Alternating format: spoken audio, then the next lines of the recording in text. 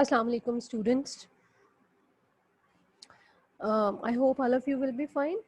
In our previous lesson, we discussed the Hill reaction, and then we talked about the light independent reaction of photosynthesis. Today, we will be talking about the chloroplast structure and function, and secondly, the factors which are necessary for photosynthesis, and obviously the factors which are going to affect the rate of photosynthesis. So these are the two main subtopics which we are going to discuss today. So firstly, coming to the chloroplast structure and function, like you can see this is a colored electron micrograph of chloroplast. You can see obviously this photograph has been taken with the help of the electron microscope, right? So that's why this is the electron micrograph, and actually this is the transmission electron micrograph. If you have studied about the various types of electron micrographs, electron microscopes in AS. But anyhow, we will not go into the detail of that, what is TEM and etc. So this is a colored TEM of chloroplast. So we will come to this photograph later on once again.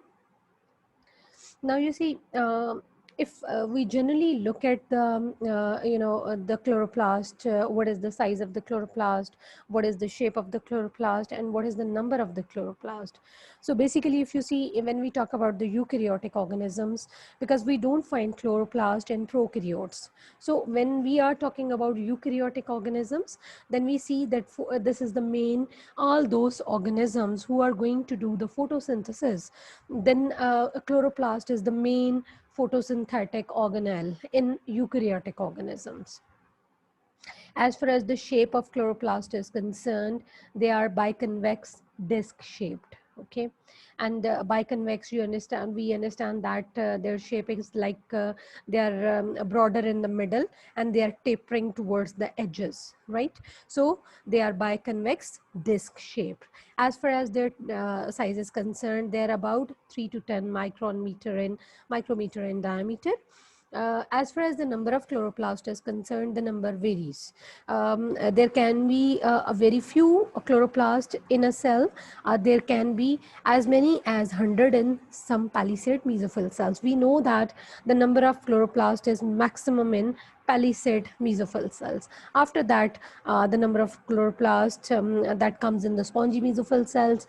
If we talk about the epidermal cells, they don't have chloroplast except for the guard cells, right? So that's why the number of chloroplast varies from cell to cell. So there can be a very few in number in some of the cells, but they can be as many as 100 in some palisade mesophyll cells. But otherwise, generally speaking, the number of chloroplast is maximum in palisade mesophyll cells. So this was a very, very generalized statement about the chloroplast as far as their shape is concerned, their number is concerned, and their size is concerned. Now coming to the detailed structure of the chloroplast. Now you see this diagram obviously I have taken from the net. It just gives you a very brief description of the structure of chloroplast. And then we will look at the other diagram which is going to give you some more detail about the structure of chloroplast.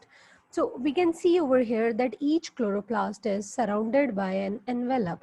So whenever we are talking about an envelope, it means it has got two membranes, just like mitochondria. Like actually it shares many of the features with mitochondria as well, okay?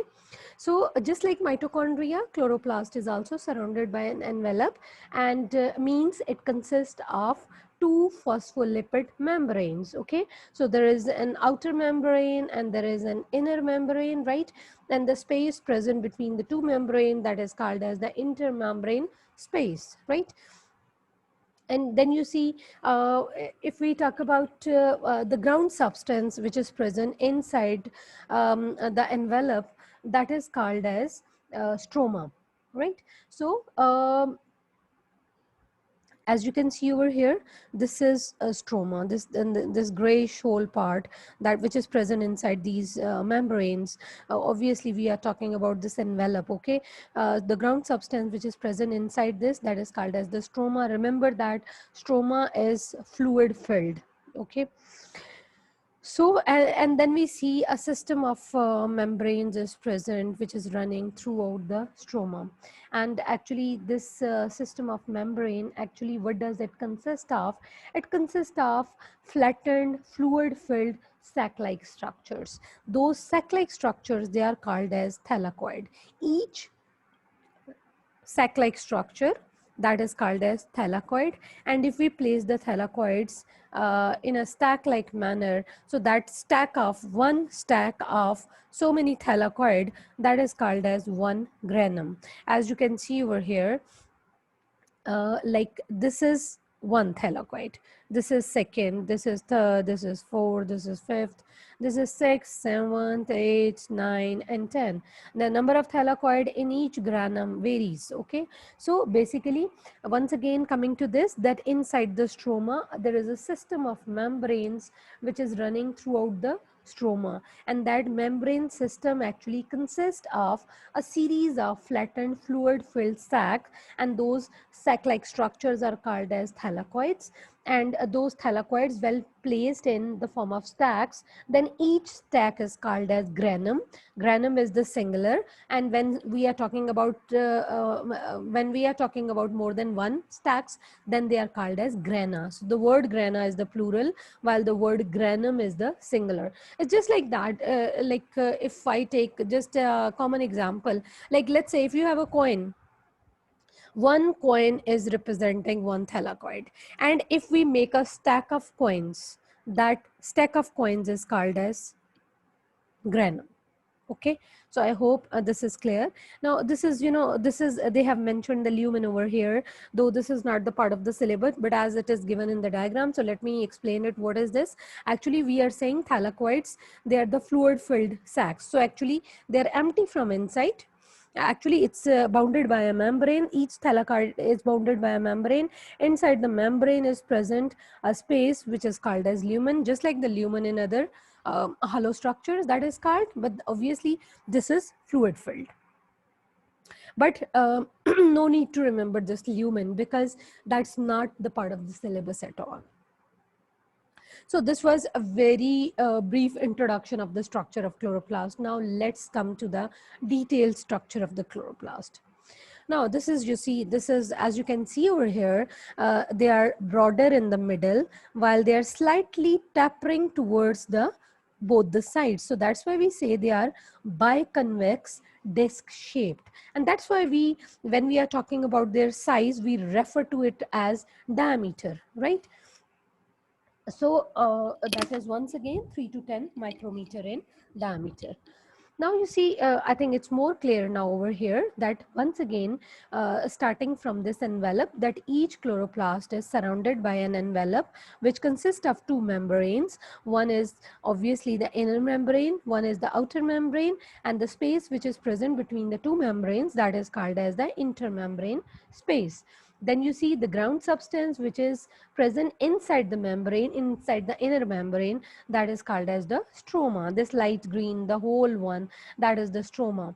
And then we can see over here that this is then we say a system of membrane is running throughout the stroma, and that system of membranes, it consists of fluid filled flattened sac like structures which are called as thylakoid. So you can see this is a thylakoid, this is another thylakoid, this is another thylakoid, and we can see over here that the thylakoids, they are placed, they are present in the form of the stacks, and that one stack of thylakoid, that is called as granum. So you see, this is one thylakoid, and when so many thylakoids, they are placed in the form of the stack, then this one stack of so many thylakoids, that is called as granum. Okay, and obviously when we are talking about all these stacks, we can use the word of grana, that so many grana are present in the stroma of the chloroplast.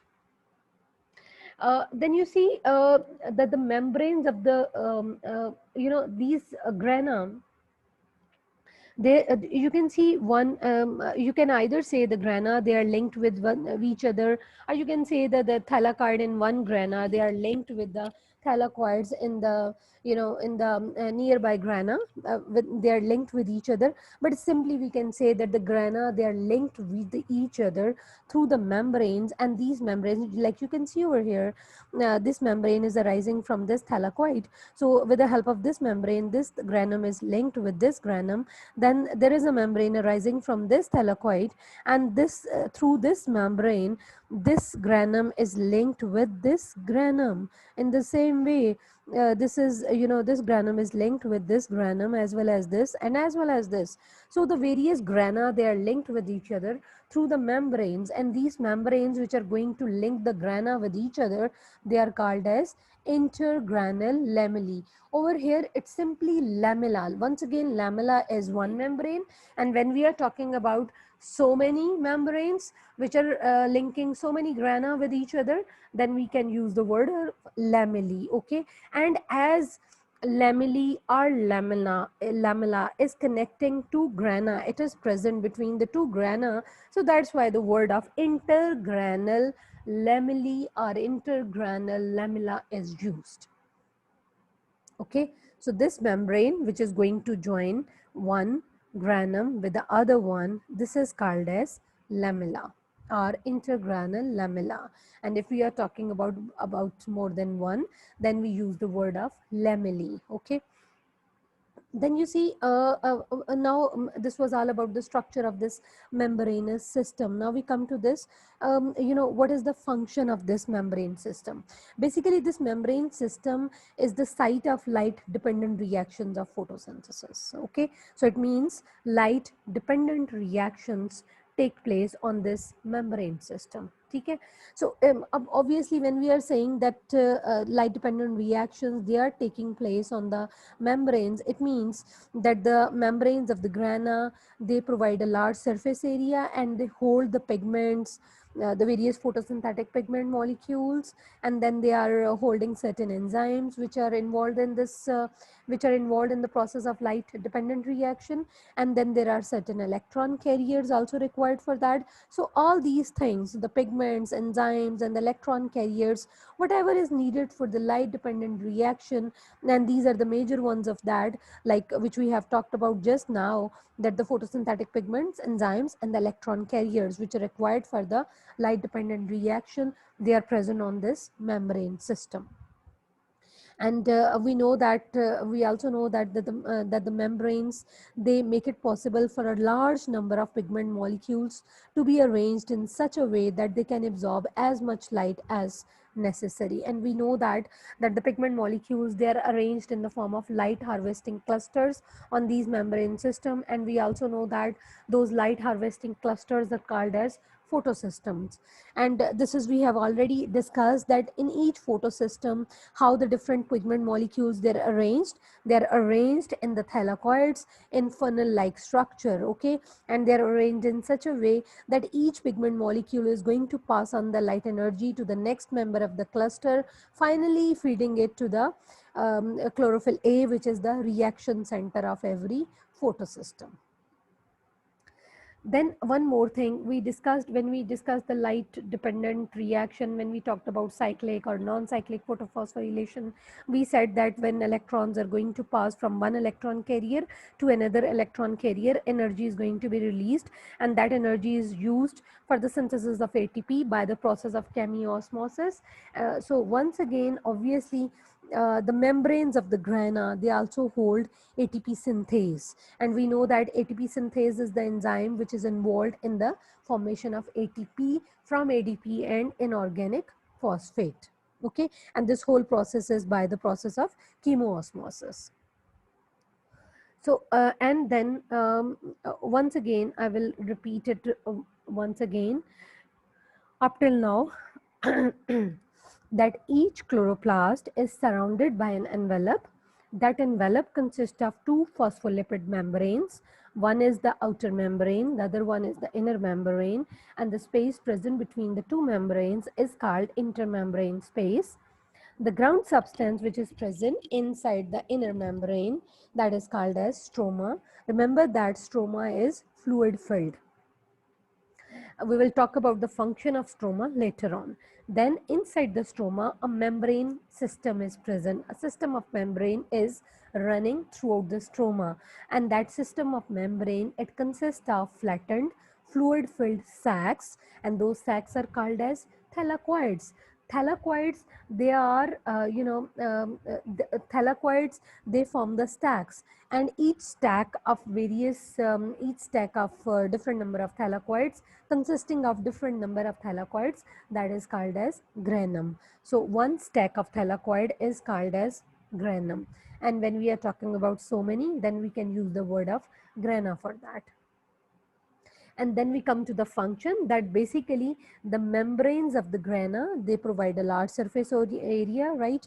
And they provide a large surface area, and that is for and basically they hold the why do they for what they provide the large surface area? For holding so many, a large number of pigment molecules, enzymes, and electron carriers, which are required for the light dependent reaction. So basically we say that the membranes of the grana, they are the site of light dependent reactions. And then we know that the pigment molecules, they're arranged in such a way that they can absorb maximum amount of light energy.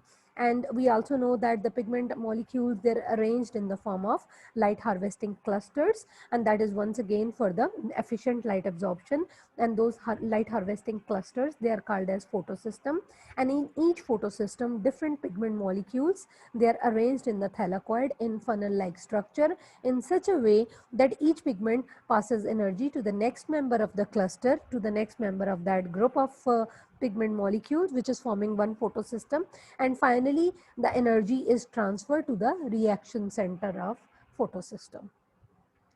And then we say that the membranes of the grana, they also hold ATP synthase, and ATP synthase is the enzyme which is involved in the formation of ATP from ADP and inorganic phosphate. And this formation of ATP, it takes place by the process of chemiosmosis across the membrane of grana. So this was all about the what is the structure of that membrane system which is present inside the stroma, and what is the function of the that membrane system. So basically they are concerned with only light dependent reactions. Okay. Now the second is, now we come to the stroma back, that what is the function of the stroma.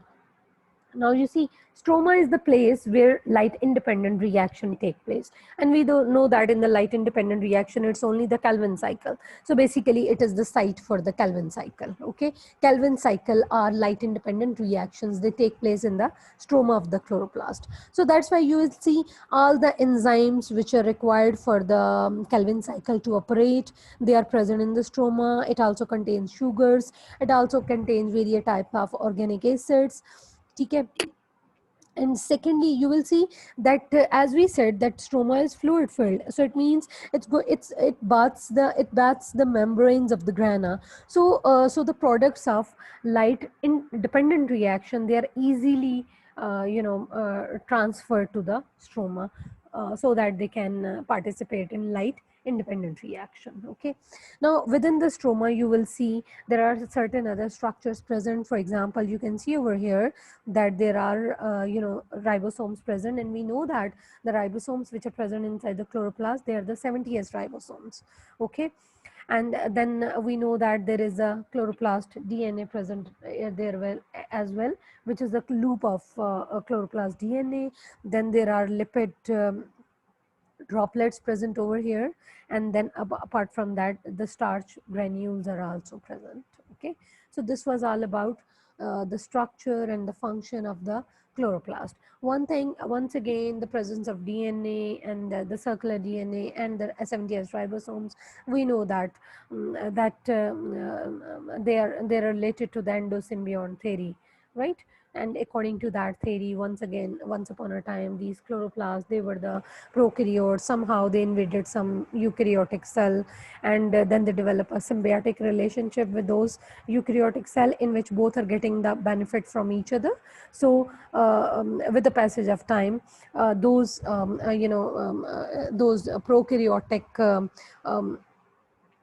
prokaryotic cells, they became the permanent part of the eukaryotic cells as organelles. Okay, so this theory actually explains why a chloroplast in the mitochondria only have 70s ribosomes and this circular DNA, this loop of DNA. Now you see, as far as the function of this chloroplast DNA is concerned, this loop of DNA codes for some of the chloroplast proteins, which are made by chloroplast ribosomes, right? So some of the chloroplast proteins, they are coded by this chloroplast DNA, and then those proteins are made on these ribosomes, which are present inside the chloroplast. But remember that it's not, we are not talking about all the proteins, we are just talking about some of the chloroplast proteins, right? So other chloroplast proteins, they are coded as usually by the DNA which is present in the nucleus of the cell. So once again, as I have written it in this form as well, I will just read it out, that each chloroplast surrounded by an envelope consisting of two phospholipid membranes, stroma, which is the ground substance inside the envelope. Stroma is fluid filled, and this is the site of light independent reaction, contain all the enzymes of Calvin cycle, sugars and organic acids. There are present 70s ribosomes, a loop of DNA. Then there are also present lipid droplets and starch grains or granules. Then what is the function of the loop of DNA here? Loop of DNA codes for some of the chloroplast proteins, and these proteins are made by the chloroplast ribosomes. However, other chloroplast proteins, they are coded by the DNA present in the nucleus of the cell as usual. This was all about stroma. A system of membrane is running throughout the stroma, and this system of membrane consists of flattened fluid-filled sacs, which are called thylakoids. Thylakoids, when placed together, they form the stacks, which are called as grana. Grana, they are joined with one another by the membranes, which are called as intergranal lamellae. Membranes of grana provide a large surface area. They hold the pigments, enzymes, and the electron carriers, which are required for light-dependent reactions. Large number of pigment molecules are arranged in such a way that maximum light is absorbed. Photosystems we have already talked about. And then we say that the granule membranes, they have many ATP synthase complexes. So ATP synthesis takes place by chemiosmosis, just like in mitochondria. But in mitochondria, obviously this process was taking place on the inner mitochondrial membrane. Over here, it's taking place on the membranes of the grana. So this was all about the chloroplast structure and function, and I'm sure it's very clear to all of you. Then we come to the factors which are necessary for photosynthesis to take place. First of all, of course, the presence of a suitable photosynthetic pigment, then supply of carbon dioxide, water availability, and then light energy. So basically, these are the factors which are required for photosynthesis to take place. Then we have to see how these factors, they are going to affect the rate of photosynthesis. Okay, as far as when we are talking about the external factors, the main external factors which are affecting the rate of photosynthesis, they include, like, they are light intensity, light wavelength, temperature, and carbon dioxide concentration. So basically, these are the four main external factors which are affecting the rate of photosynthesis. Now, actually, there was a scientist whose name was F.F. Blackman. That person in early 1990s, he investigated two things. He investigated the effect of two factors actually. And what are the effect of two factors? He investigated the effect of temperature and light intensity on the rate of photosynthesis. Now, if we come to this, firstly, we have to see what about the effect of light intensity. As you can see over here, the light intensity, obviously when we are talking about the effect of one factor, any factor, then we have to make sure that other factors are kept constant, okay? And only the factor which is going to be investigated, that is going to be changed.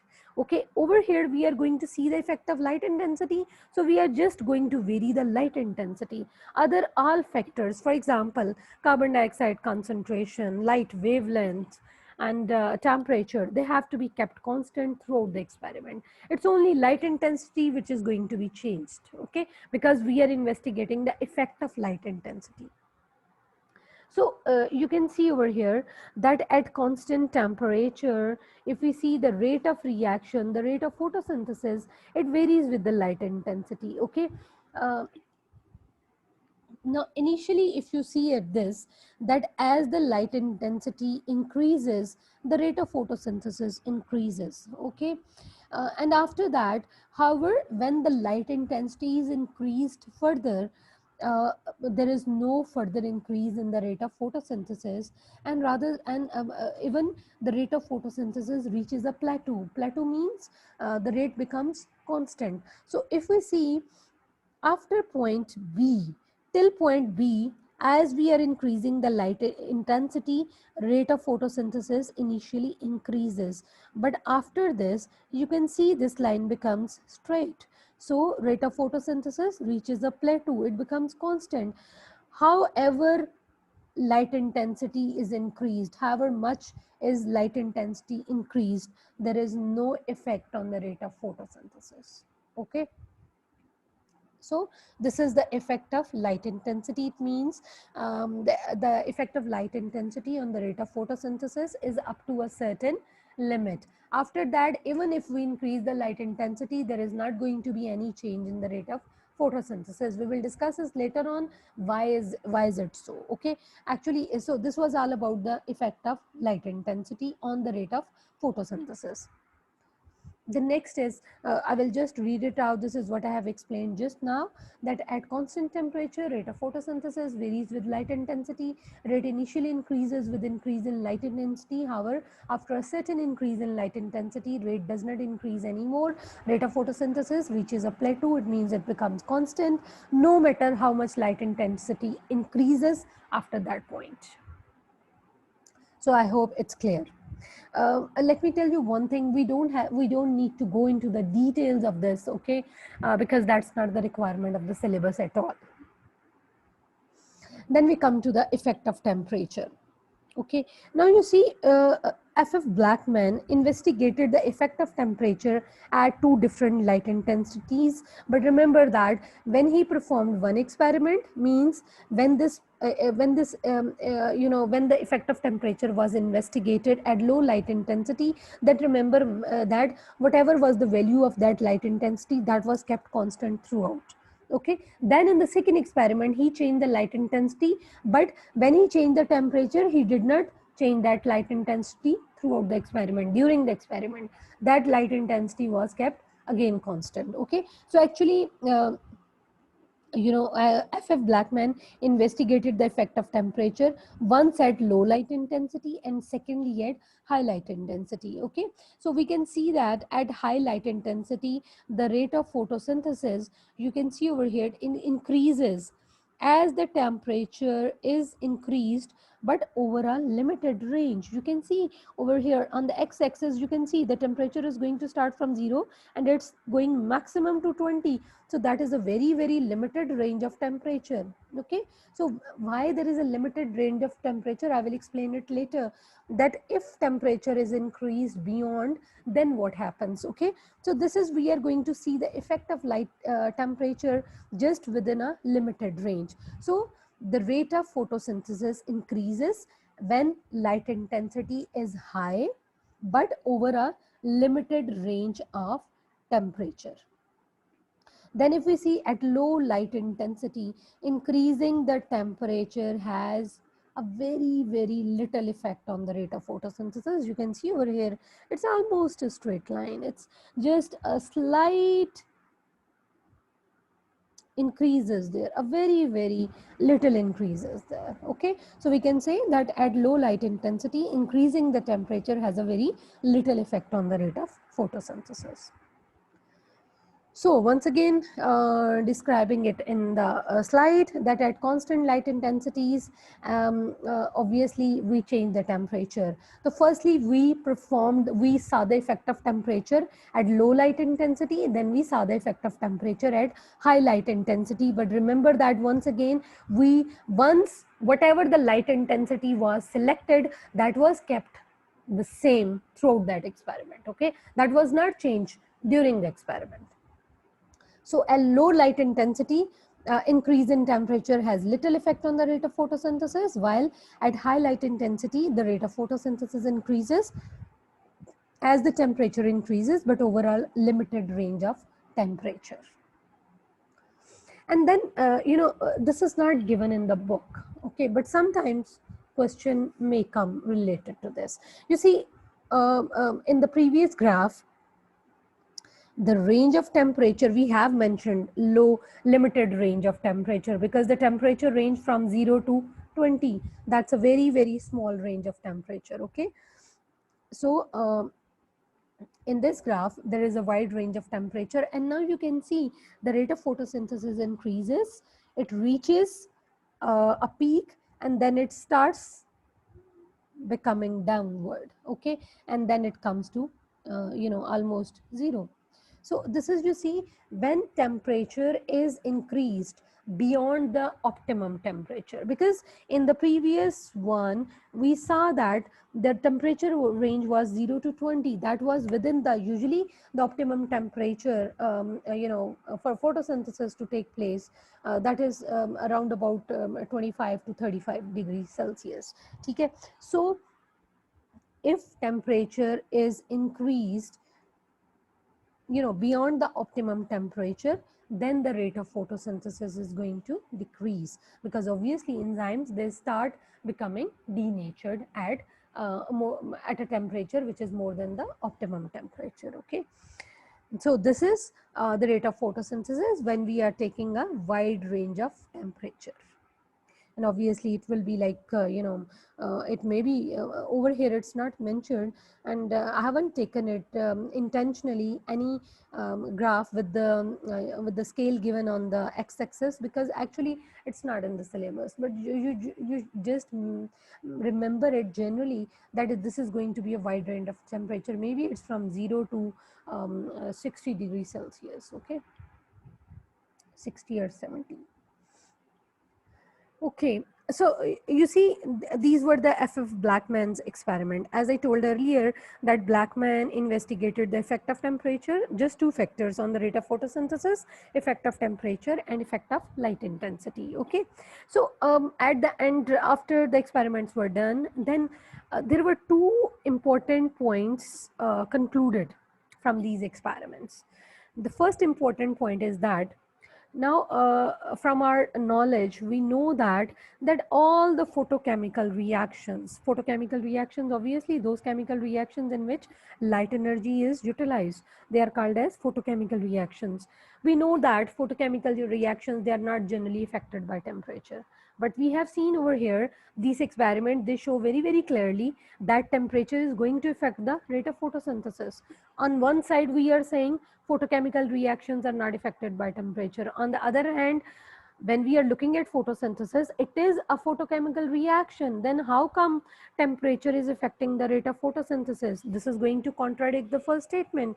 So actually, on this basis, this was concluded that there must be two sets of reaction in photosynthesis, and this is what we know now, that there are two sets of reaction in photosynthesis. What is that? Light dependent stage. And obviously the light dependent reaction, that is the photochemical reaction, but that is temperature independent stage. And the second one, which is the light independent stage, that is actually the temperature dependent stage.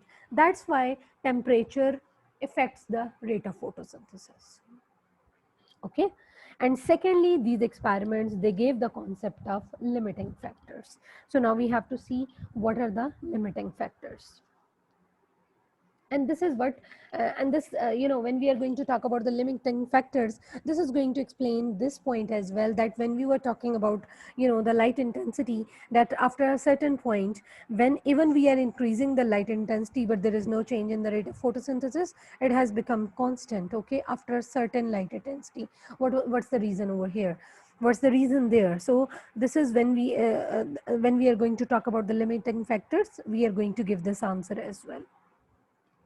So generally, when we are talking about the limiting factors, remember that this question often comes with, they ask you what is meant by the limiting factor.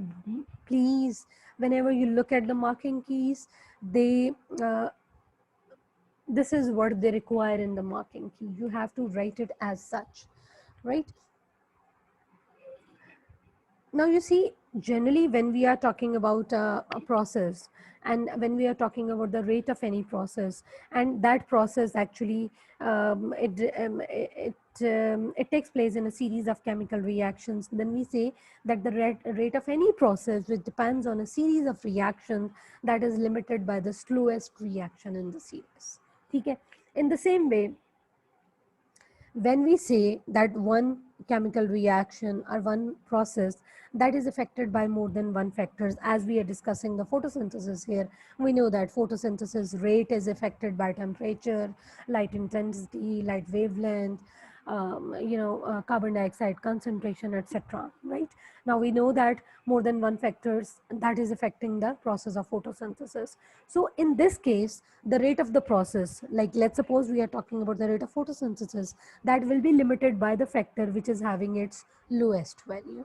Okay, so that's why that factor is called as limiting factor. So that factor which is having the lowest value of all other factors which are affecting the rate of reaction, okay, that is called as limiting factor. Why it is called as the limiting factor? Because alone this factor is going to limit the rate at which process can take place, no matter what is you know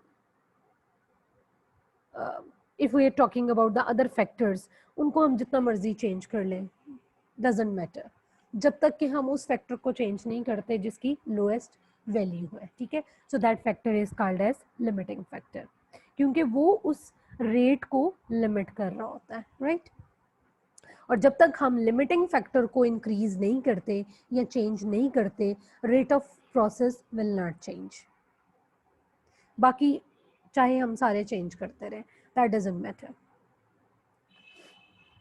Now you see this, we can come to this, we can explain the concept of limiting factors with the help of this graph as well.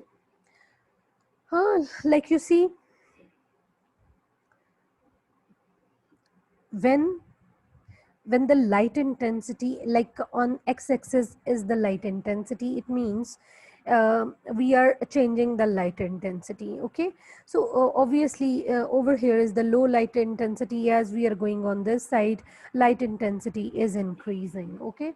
So you can see that at low light intensities, the limiting factor which is affecting the rate of photosynthesis, that is the light intensity, okay? And as the intensities increase, you can see when the light intensity is increasing, rate of photosynthesis of over here increases, it increases over here as well up till this point, that increases in this case as well up till this point, okay? So after this point, this is going to be a straight line, means rate of photosynthesis reaches a plateau. In this case, after this point, rate is becoming constant, and in this case, after this point, rate is almost becoming a constant. So that's why we are saying that at low light intensities, the limiting factor which is going to affect the rate of photosynthesis, that is the light intensity, because as we are increasing the light intensity, rate of photosynthesis is increases, but is increasing but up to a certain light intensity, okay? अब अगर आप देखो ना कि यहाँ पे इस point के बाद you are increasing the light intensity but there is no change in the rate of photosynthesis, means after this point light intensity is no more a limiting factor, क्योंकि उसको तो आप increase कर रहे हो, ठीक है. It means some other factor is acting as a limiting factor. Maybe you need to change the temperature, maybe you need to change the carbon dioxide concentration. Okay, so as you can see over here in experiment 1, uh, or we can say it, we can take it as like we can start it from here as well, that when the temperature was 15 degrees Celsius and the carbon dioxide concentration was 0.04 percentage, then you see rate of photosynthesis increasing with increase in light intensity, but up till a certain point. After that, even if we are increasing the light intensity, there is no change in the rate of photosynthesis. Means now light intensity is not the limiting factor, क्योंकि वो तो हम already change कर रहे हैं, लेकिन उसके change करने से रेट पे कोई असर नहीं पड़ रहा. इसका मतलब है कोई और फैक्टर जो है वो लिमिटिंग फैक्टर है. Let's say we increase the temperature from 15 to 25, so you can see rate of photosynthesis increases. Okay, but after a certain point it again becomes constant. Means now some other factor is acting as a limiting factor. Now you see in the third experiment, now the carbon dioxide concentration has been changed. It's from 0.04, it has been to 0.4%. Once again, rate of photosynthesis increases considerably, but again after a certain point becoming constant. Means some other factor is affecting the rate of photosynthesis. Okay, so this is I hope the concept of limiting factor is clear now. Okay, okay. Now you see that once again, if we if we keep the light intensity, let's suppose if we keep the light intensity and temperature constant, then what happens? The rate of photosynthesis initially increases and we are changing the carbon dioxide concentration. It increases with an increase in concentration of carbon dioxide, but once again reaches a plateau at higher concentration. Okay, so you can see the graph which is going to represent the rate of photosynthesis at different concentration of carbon dioxide, that has the same shape as that for different light intensities. Okay, so at when the carbon dioxide concentration is low, then carbon dioxide concentration is the limiting factor. But when we are increasing the carbon dioxide concentration and there is no change in the rate of photosynthesis, it means now some other factor is acting as a limiting factor, maybe light intensity, maybe temperature. So this was all about the limiting factors, and you see we can investigate the effect of all these factors on the rate of photosynthesis by using aquatic plants, and we can investigate the effect of various factors on the rate of photosynthesis by using a very simple apparatus which we are going to discuss in the next lesson. Now what we are left behind, that is the growing plants in the protected environment and C4 plants, and then there is the trapping light energy. So maximum we are going to have 2 lessons, and I'm sure in this week we are going to finish this topic, inshallah. So this is a simple description of what I have talked about. Okay, that when the light intensity is constant, temperature is constant, and we are changing the carbon dioxide concentration, it's just like the graph would be the same as with we have seen in case of light intensity. Initially rate of photosynthesis increases with increase in carbon dioxide concentration, but at a certain point it reaches a plateau, and now there is no further increase in the rate of photosynthesis, however much you are increasing the carbon dioxide concentration. Okay, so at low concentration of carbon dioxide is the limiting factor, but at higher concentration of carbon dioxide there is no change in the rate of photosynthesis. So means now some other factor is acting as a limiting factor, maybe the light intensity or maybe temperature. So till the next lesson, goodbye, Allah Hafiz, take good care of yourself, okay, and have a nice day. Thank you.